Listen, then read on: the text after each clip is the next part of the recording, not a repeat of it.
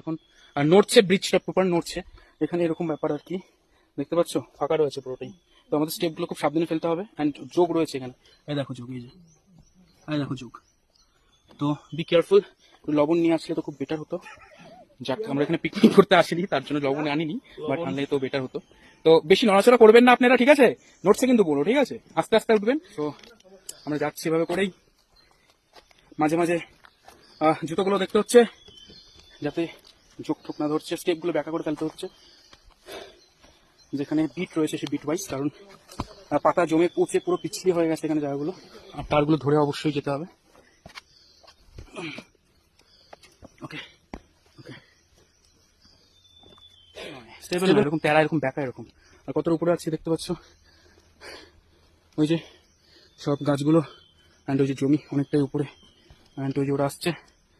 আন্দাজ করতে পারছো ওটা দেখে যে কতটা অ্যাডভেঞ্চারাস।